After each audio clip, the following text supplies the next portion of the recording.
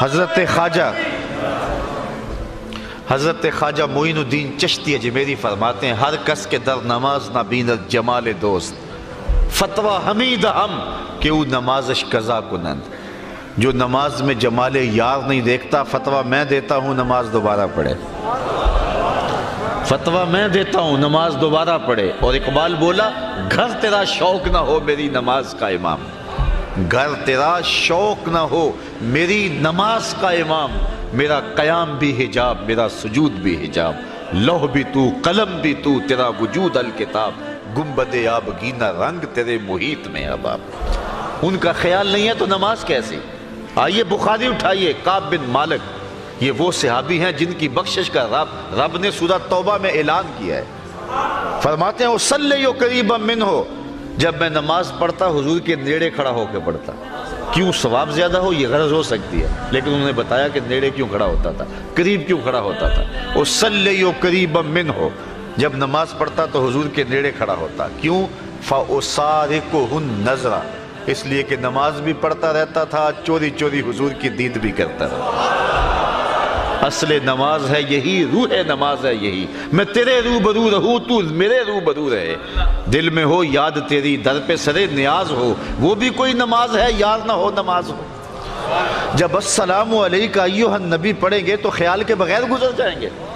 کیسے گزریں گے؟ امام غزالی تو یہاں تک بولے کہ اے نمازی پہلے نبی کو دل میں حاضر کر لے، پھر نقشہ پکا لے، جب نقشہ پک جائے پھر کہنا آقا تیری بارگاہ میں سلام ہو. تو حسین ابن علی کبھی حضور کے کندھوں پہ سوار ہیں، کبھی حضور کی پشت پہ سوار ہیں، کبھی حضور علیہ السلام حسین ابن علی کے دونوں پاؤں اپنے پاؤں پہ رکھتے ہیں اور ان کے ہاتھ پکڑ لیتے ہیں اور فرماتے ہیں بیٹے چڑھتے آؤ. پھر حسین ابن علی رضی اللہ تعالیٰ عنہ کے پاؤں حضور کی پنڈلیوں پہ، فرمایا اور آگے آؤ. پھر ان کے پاؤں حضور علیہ السلام کے زانوؤں پہ آ جاتے ہیں، پھر ان کے پاؤں حضور کے پیٹ پہ آ جاتے ہیں، اور پھر حضور کھینچ کے حضرت حسین کے منہ میں اپنی زبان دے دیتے ہیں. اور کبھی یہ منظر بھی رقم ہوا کہ رسول اللہ نے ارشاد فرمایا حسین منی وانا من حسین، حسین مجھ سے ہے اور میں حسین سے ہوں. یار نبی رحمت صلی اللہ علیہ وسلم نے حسین ابن علی کے لیے یہ پیار کیا اور یہ محبت نچھاور کی. اب مولا کائنات سیدنا علی المرتضیٰ کے اس فرزند کو کربلا میں دیکھو کہ اس پیار کا جواب کیسے دیا. جب نبی کے دین کا پرچم گرنے لگا تو جس شخص نے سب پوری قوت کے ساتھ کھڑے ہو کر کے نبی کے دین کی گرتی ہوئی قدروں کو پامال ہونے سے بچایا، گھوڑوں کی ٹاپوں سے خود پامال ہو گیا لیکن نبی کے دین کو پامال نہیں ہونے دیا، اسی شخص کا نام حسین ابن علی. قرآن کافی ہے، وافی ہے، ہماری ضروریات کا کفیل ہے، لیکن اہل بیت کے دامن کو بھی تھامنے کی تلقین کی گئی.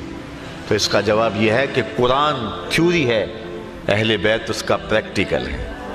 تھیوری دیکھنی ہے تو قرآن کو دیکھ لو، اور پریکٹیکل دیکھنا ہے تو کربلا کے تپتے ہوئے ریگزار میں حسین ابن علی کو دیکھ لو. تھوڑے دکھ نہیں آئے تھے جتنے دکھ امام پاک کو کربلا میں پہنچے. کو ہمالیہ پہ بھی آتے تو اس کا پتا بھی پانی ہو جاتا. اس عمر کا شخص میدان میں 10 مرتبہ چکر لگا لے تو ہانپنے لگے، اور جو ہے وہ اس کی سانس سے سانس نہ جڑے. لیکن تاریخ نے بتایا اس بڑھاپے کے باوجود برستے تیروں میں حضرت امام حسین 71 لاشیں لینے گئے. ایک بار نہیں، 2 بار نہیں، 71 بار جاتے ہیں. اور کبھی بھائی کی لاش اٹھا کے لاتے ہیں، کبھی بیٹے کی لاش اٹھا کے لاتے ہیں.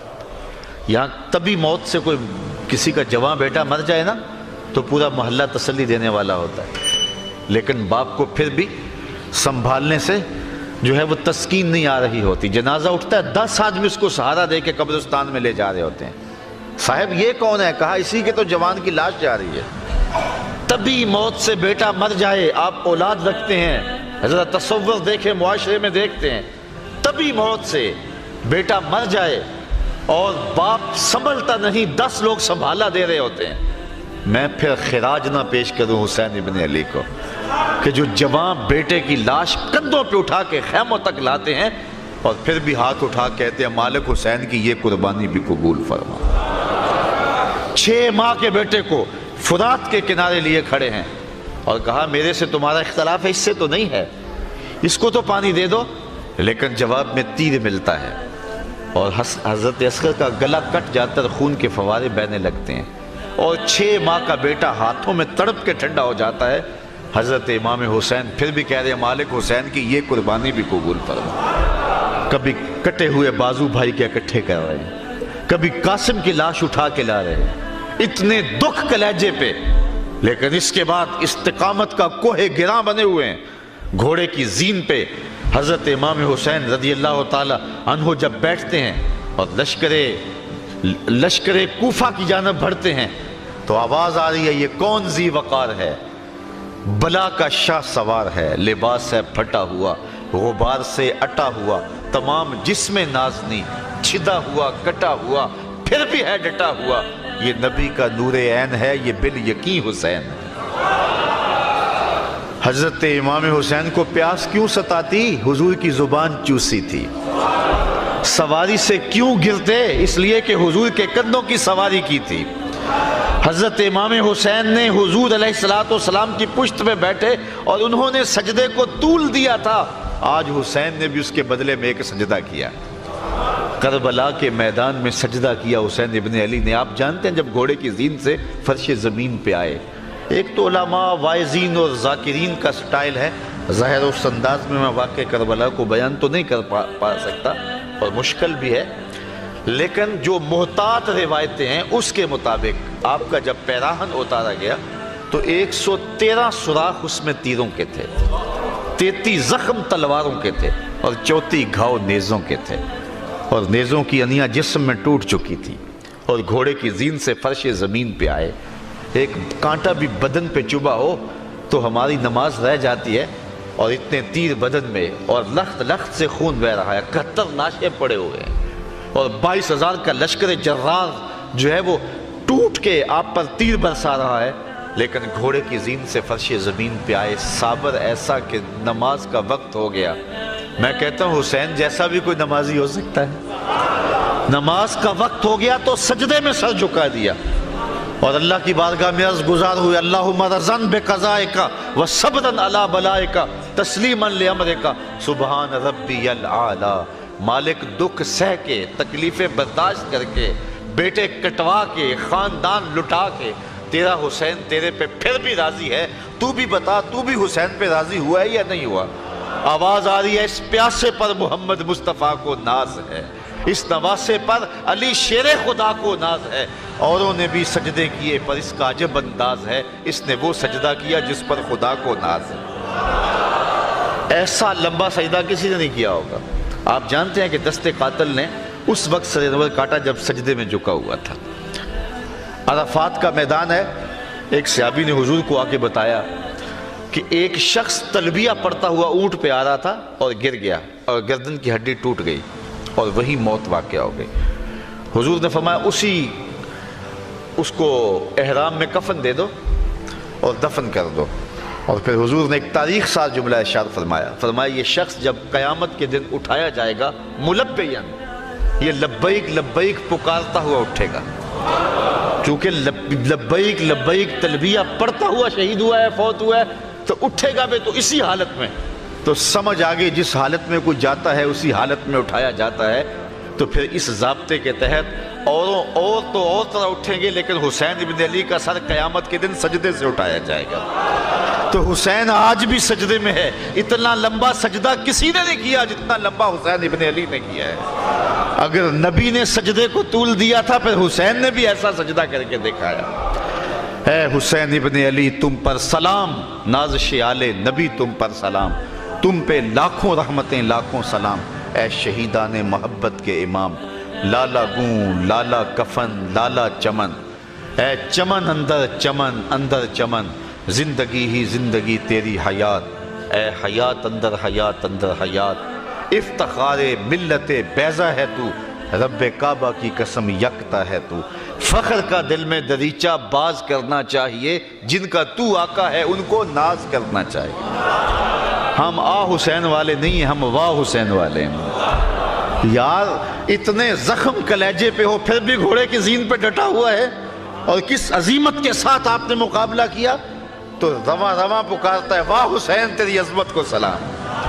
اللہ اکبر، کوہ ہمالیہ کا کلیجہ بھی پھٹ جاتا، اتنے دکھ اس پہ آتے، لیکن امام حسین نے کمال کر دی، اور آج صدیاں گزرنے کے بعد حسین ابن علی کا نام دلوں میں تازہ ہے۔ اگر حضرت امام حسین کربلا میں نہ جاتے تو کیا آج تک ہمارے اندر موجود ہوتے؟